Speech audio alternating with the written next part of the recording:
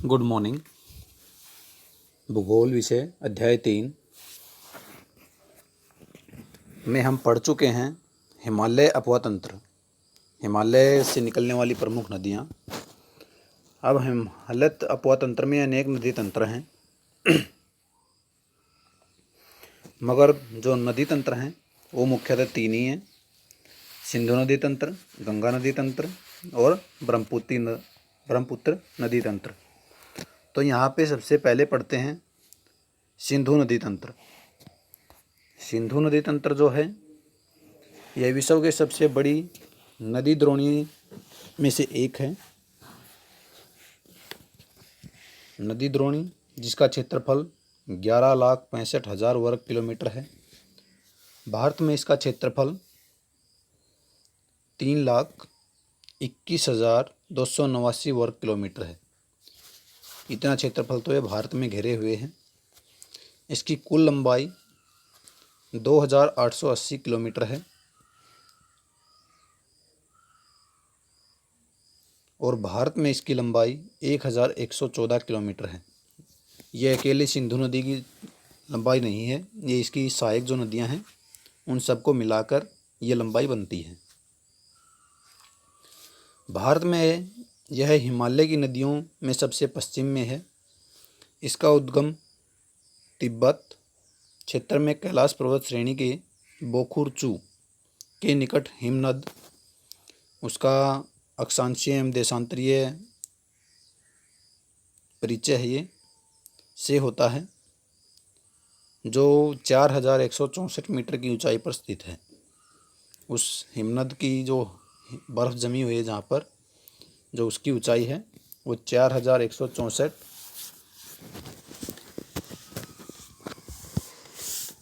Metre है। तिब्बत में इसे सिंगी खम्बान तथा शेरमुख कहते हैं। लद्दाख व जास्कर श्रेणियों के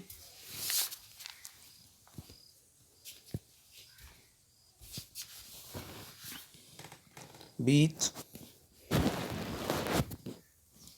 उत्तर पश्चिम दिशा से बहती हुई यह लद्दाख और बलूचिस्तान, जिसे आज हम बलूचिस्तान के नाम से भी जानते हैं, लद्दाख श्रेणी को काटते हुए यह नदी जम्मू और कश्मीर में गिलगित के समीप एक दर्शनीय महाखंड का निर्माण करती है। दर्शनीय जो देखने में अच्छा लगे। यह पाकिस्तान में चिल्स के निकट दरदिस्तान प्रदेश में प्रवेश करती है। मानचित्र पर रेखा क्षेत्र को रेखांकित करें, यानी जो सिंधु नदी तंत्र का मानचित्र में दिए गए हैं उसको आपने अपने हाथ से भरना है। सिंधु नदी की बहुत सी सहायक नदियाँ हिमालय पर्वत से निकलती हैं, जैसे श्योक, गिलगित, जास्कर, हुजा, नुब्रा, शिगारा, ये सभी सहायक नदियाँ हैं। व द्रास। अंततः यह नदी अटक के निकट पहाड़ियों से बाहर निकलती हैं। जहाँ ये मैदानी क्षेत्र में प्रवेश करती है वो जगह है अटक, जहाँ दाहिने तट पर काबुल नदी इसमें मिलती है। इसके दाहिने तट पर मिलने वाली अन्य प्रमुख सहायक नदियाँ खुरम, तोची, गोमल, विबोआ और संगर हैं। ये सभी नदियाँ सुलेमान श्रेणी से निकलती हैं। यह नदी दक्षिण की ओर बहती हुई मिथनकोट के निकट पंचनद का जल प्राप्त करती है। पंचनद यानी 5 नदियाँ। पंचनद नाम पंजाब की 5 प्रमुख नदियों, पंचनद का यहाँ पे एक्सप्लेनेशन भी दिया, देखिए। पंजाब की 5 प्रमुख नदियों सतलुज, व्यास, रावी, चेनाब और झेलम को दिया गया है, जो कि इसकी सहायक नदियाँ हैं मुख्य। अंत में सिंधु नदी कराची के पूर्व में अरब सागर में जा गिरती है। अंत कहाँ है? सिंधु नदी कराची के पूर्व में अरब सागर में जा गिरती है। भारत में सिंधु जम्मू और कश्मीर राज्य से बहती है, यानी भारत में कहाँ है इसका विस्तार? जम्मू और कश्मीर राज्य में अधिकतर है। झेलम जो सिंधु की महत्वपूर्ण सहायक नदी है, कश्मीर घाटी के दक्षिण पूर्वी भाग में पीर पंजाल गिरिपाद में स्थित वेरीनाग झरने से निकलती है। पाकिस्तान में प्रवेश करने से पहले यह नदी श्रीनगर और वूलर झील से बहते हुए एक तंग व गहरे महागढ़ से गुजरती है। महागढ़ बहुत गहरा गड्ढा। पाकिस्तान में झंग के निकट यह चेनाब नदी से मिलती है, यानी जो नदियों का मिलन है वो पाकिस्तान में ही अधिकतर है। चेनाब सिंधु की सबसे बड़ी सहायक नदी है। जो चेनाब नदी है वो सिंधु नदी की सबसे बड़ी सहायक नदियों में। यह चंद्रा और भागा, चेनाब के बारे में बातें हो रही हैं। चंद्रा और भागा दो सरिताओं के मिलने से बनती है। ये सरिताएं हिमाचल प्रदेश में केलांग के निकट तांगड़ी में आपस में मिलती हैं, इसलिए ये चंद्रभागा के नाम से भी जाना जाता है। जो चेनाब नदी है इसका दूसरा नाम क्या है? चंद्रभागा। क्यों जाना जाता है वो भी बता दिया है इन्होंने। पाकिस्तान में प्रवेश करने से पहले यह नदी 1180 किलोमीटर बहती है, यानी भारत में जो इसका अपवा क्षेत्र है चेनाब नदी का वो 1180 किलोमीटर लंबाई तय करती है। रावी सिंधु की एक अन्य महत्वपूर्ण सहायक नदी है। चेनाब के बाद रावी। यह हिमाचल प्रदेश की कुल्लू पहाड़ियों में रोहतांग दर्रे के पश्चिम से निकलती है और राज्य की चंबा घाटी से बहती है। पाकिस्तान में प्रवेश करने व सराय सिंध के निकट चेनाब नदी में मिलने से पहले, तो किस में मिलती है? चेनाब नदी में। यह पीर पंजाल के दक्षिण पूर्व भाग व धौलावीर धर के बीच प्रदेश से प्रभावित होती है। नेक्स्ट नदी है व्यास नदी। सिंधु की अन्य महत्वपूर्ण सहायक नदी है जो समुद्र तल से 4000 मीटर की ऊंचाई पर, उसकी ऊंचाई कितनी थी हिमनद की? 4000 से ज़्यादा थी, यहाँ पे 4000 आ गई है। रोहतांग दर्रे के निकट व्यास कुंड से निकलती है। यह नदी कुल्लू घाटी से गुजरती है और धौलाधर श्रेणी को काटती है। काती और लारगी में माकड़ यानी गहरे गड्ढों का निर्माण करती है। ये जगह का नाम है धौलाधर श्रेणी में काती। यह पंजाब के मैदान में प्रवेश करती है जहाँ हरीके के पास, ये भी जगह का नाम है, सतलुज नदी में जा मिलती है। सतलुज नदी अन्य नदी है जो प्रमुख नदी है सिंधु की सहायक नदियों में। सतलुज नदी तिब्बत में 4555 मीटर की ऊंचाई पर मानसरोवर के निकट राक्षस ताल से निकलती है। ये क्वेश्चन बार बार रिपीटेबल है, 1 नंबर में बार बार आता है कि सतलुज नदी का उद्गम क्षेत्र कहाँ है, किस नाम से जाना जाता है। तो इसको सभी छात्र ध्यान दें और नोट करें। यहाँ इसे लांगचेन खम्बाब के नाम से जाना जाता है। इसका दूसरा नाम लांगचेन खम्बाब। भारत में प्रवेश करने से पहले यह लगभग 400 किलोमीटर तक सिंधु नदी के समानांतर बहती है और रोपड़ में एक महाखड्ड से निकलती है। यह हिमालय पर्वत श्रेणी में शिपकिला से बहती हुई पंजाब के मैदान में प्रवेश करती है। यह एक पूर्ववर्ती नदी है। यह एक अत्यंत महत्वपूर्ण सहायक नदी है क्योंकि यहाँ भाखड़ा नंगल परियोजना के नहर तंत्र का पोषण करती है। तो यह हुई सिंधु नदी की बातें और उसकी सहायक नदियों की बातें। अब हम नदी तंत्र की बात करेंगे, गंगा नदी तंत्र। जो गंगा नदी तंत्र है ये संपूर्णतः भारत में उपयोग किया जाता है, भारत के लिए ही है। अपनी द्रोणी और सांस्कृतिक महत्व दोनों के दृष्टिकोण से गंगा भारत की सबसे महत्वपूर्ण नदी है। यह नदी उत्तराखंड राज्य के उत्तरकाशी जिले में गोमुख के निकट गंगोत्री हिमनद से 3900 मीटर की ऊंचाई से निकलती है। यानी गंगा की जो नदियां हैं या गंगा नदी का जो उद्गम क्षेत्र है वो कहाँ है? गोमुख के निकट गंगोत्री, ऊंचाई 3900 मीटर की। यह भागीरथी के नाम से जानी जाती है। जहाँ पर इसका उद्गम क्षेत्र है वहाँ पर इसका नाम भागीरथी। यह मध्य एवं लघु हिमालय श्रेणियों को काटकर तंग महागड्ढों से होकर गुजरती है। देवप्रयाग में भागीरथी अलकनंदा से मिलती है। देवप्रयाग जगह का नाम है जहाँ ये जो भागीरथी जो छोटी नदी थी, सहायक नदी थी, वो अलकनंदा से मिली और इसके बाद गंगा कहलाई। तो इस गंगा नदी की उत्पत्ति कौन कौन सी नदियों से? भागीरथी और अलकनंदा के मिलने से हुई है। अलकनंदा नदी का स्रोत बद्रीनाथ के ऊपर, जो अलकनंदा नदी है उसका उद्गम कहाँ से है? बद्रीनाथ के ऊपर स्तोपत हिमनद है। ये अलकनंदा, धौली और विष्णु गंगा धाराओं से मिलकर बनती है। जो गंगा नदी की सहायक नदियों में अलकनंदा है, तो वो किन किन से मिलकर बनी है? जो जोशीमठ या विष्णुप्रयाग में मिलती है। ये नदियाँ आपस में कहाँ मिली? जोशीमठ या विष्णुप्रयाग। अलकनंदा की अन्य सहायक नदी पिंडारा है, जो इसे कर्णप्रयाग में मिलती है, जबकि मंदाकिनी या काली गंगा इसे रुद्रप्रयाग में मिलती हैं। ये सभी सहायक नदियों की बातें हो रही हैं, जिनसे गंगा की मुख्य धारा का निर्माण हुआ है। गंगा नदी हरिद्वार में मैदान में प्रवेश करती है। यहाँ से यह पहले दक्षिण की ओर, जहाँ पर मैदान में प्रवेश करती है उस जगह का नाम हरिद्वार, दक्षिण की ओर, फिर दक्षिण पूर्व की ओर।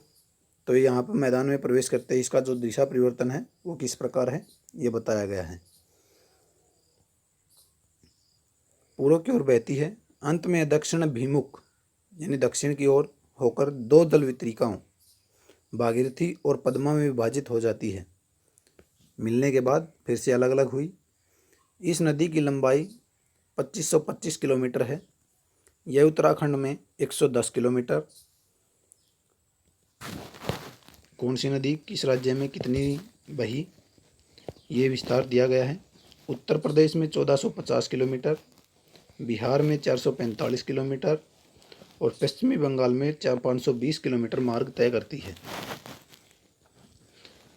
गंगा द्रोणी केवल भारत में लगभग 8.6 लाख वर्ग किलोमीटर क्षेत्र में फैली हुई है। यानी गंगा जो द्रोणी का अपवाद तंत्र है उसका विस्तार दिया है। यह भारत का सबसे बड़ा अपवाद तंत्र है, जिससे उत्तर में हिमालय से निकलने वाली बारहमासी यानी वर्ष भर जल रहने वाला नदियाँ व अनित्यवाही नदियाँ और दक्षिण में प्रायद्वीप से निकलने वाली अनित्यवाही नदियाँ शामिल हैं। सोन इसके दाहिने किनारे पर मिलने वाली प्रमुख सहायक नदी है। जो दाईं तरफ से यानी नीचे की ओर से मिलने वाली नदियाँ हैं।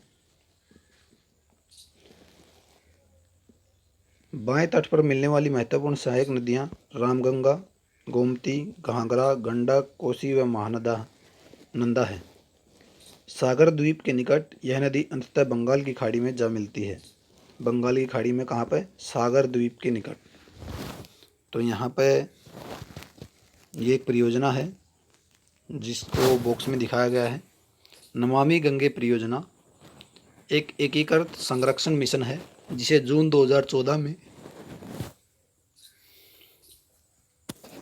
केंद्र सरकार द्वारा प्रमुख कार्यक्रम के रूप में अनुमोदित किया गया।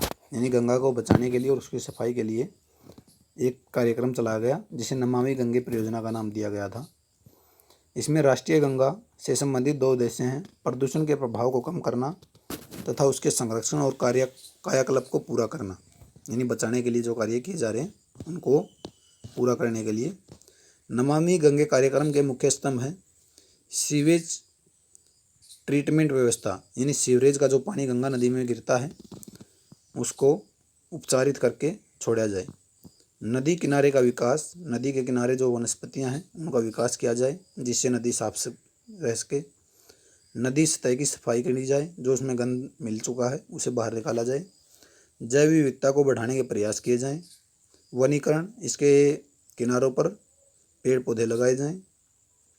जन जागरूकता, लोग इसको साफ सफाई करने में अपना सहयोग दे सकें, इसलिए जन जागरूकता अभियान चलाना।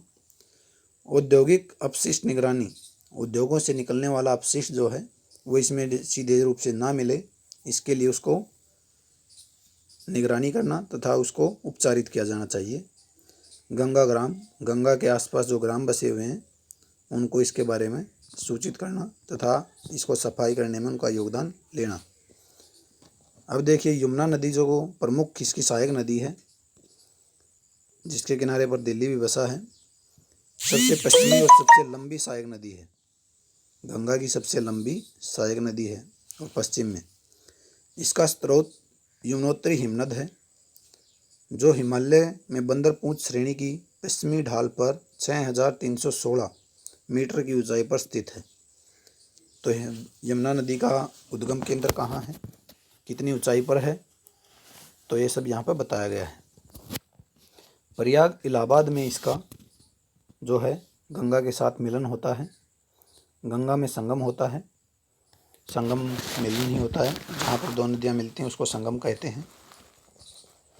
प्रायद्वीपीय पठार से निकलने वाली चंबल, सिंध, बेतवा व केन इसके दाहिने तट पर मिलने वाली अन्य नदियाँ हैं, जबकि हिंडन, रिंद, सेंगर, वरुणा आदि नदियाँ इसके बाएं तट पर मिलती हैं। इसका अधिकांश जल सिंचाई उद्देश्य के लिए पश्चिमी और पूर्वी यमुना नहरों तथा आगरा नहर में आता है। यानी नहर की जो सिंचाई परियोजनाएं हैं उनके बारे में बताया गया है। अब अन्य प्रमुख सहायक नदी है चंबल। चंबल नदी मध्य प्रदेश के मालवा पठार में मुंह के निकट निकलती है और उत्तरमुखी होकर एक महाखड्ड से बहती हुई राजस्थान में कोटा पहुंचती है। यहाँ पर गांधी सागर बांध बना गया है। कोटा में यह बूंदी, सवाई माधोपुर और धौलपुर होती हुई यमुना नदी में मिल जाती है। तो यमुना नदी की सहायक नदी चंबल नदी, जो अंत में यमुना नदी के साथ होते हुए गंगा नदी में मिल जाती है। चंबल अपनी उत्खात भूमि वाली भू आकृति के लिए प्रसिद्ध है। उत्खात मतलब ऊंची नीची, जिसे चंबल खड्ड कहा जाता है। ऊंची नीची भूमि जो भू आकृतियाँ हैं उसे चंबल खड्ड, गहरे गर्त बनाती है। गंडक नदी अन्य प्रमुख सहायक नदी है। गंडक चंबल के बाद। गंडक नदी दो धाराओं काली गंडक और त्रिशूला गंगा, ये इसकी धाराएं हैं, के मिलने से बनती है। यह नेपाल हिमालय में धौलागिरी व माउंट एवरेस्ट के बीच निकलती है और मध्य नेपाल को अपवाहित करती है। बिहार के चंपारण जिले में यह गंगा मैदान में प्रवेश करती है और पटना के निकट सोनपुर में गंगा में नदी में मिल जाती है।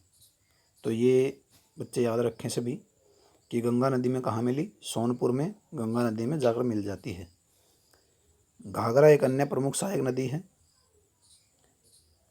घाघरा नदी मापचाचुंगो हिमनद से निकलती है। ये हिमनद का नाम है जो इसका उद्गम क्षेत्र है, तथा तिला, सेती व बेरी नामक सहायक नदियों का जलग्रहण करने के उपरांत यह सीसा पानी में एक गहरे माखड़ का निर्माण करते हुए पर्वत से बाहर निकलती है। शारदा नदी अन्य प्रमुख नदी है। काली या काली गंगा इसे मैदान में मिलती है और अंततः छपरा में यह गंगा नदी में विलीन हो जाती है। छपरा नामक जगह पर गंगा के साथ इसका संगम होता है।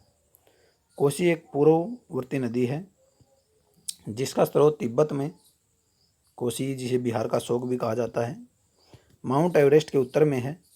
यहाँ से इसकी मुख्य धारा अरुणा निकलती है। यानी कोसी की जो प्रारंभिक नाम है वह अरुण है। नेपाल में मध्य हिमालय को पार करने के बाद इसमें पश्चिम से सोन कोसी और पूर्व से तुमुर कोसी मिलती है। अरुण नदी से मिलकर यह सप्त कोसी बनती है। यानी कि इसकी छोटी मोटी जो धाराएं हैं वो सप्त कोसी यानी 7 नदियों के मिलने से ये बनती है। रामगंगा अन्य प्रमुख सहायक नदी है। गैरसन के निकट गढ़वाल की पहाड़ियों से निकलने वाली अपेक्षाकृत छोटी नदी है। शिवालिक को पार करने के बाद यह अपना मार्ग दक्षिण पश्चिम दिशा की ओर बनाती है और उत्तर प्रदेश में नजीबाबाद के निकट मैदान में प्रवेश करती है। अंत में कन्नौज के निकट यह गंगा नदी में मिल जाती है। छोटा नागपुर के पूर्वी किनारे पर दामोदर नदी ये प्रमुख नदी है। इसका अपन क्षेत्र याद रखना है। और भ्रंश घाटी से होती हुई, भ्रंश घाटी का निर्माण करने वाली नदी है, हुगली नदी में गिरती है।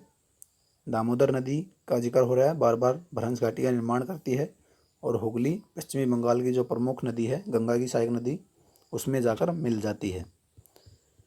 बराकर इसकी एक मुख्य सहायक नदी है। किसकी? दामोदर नदी की।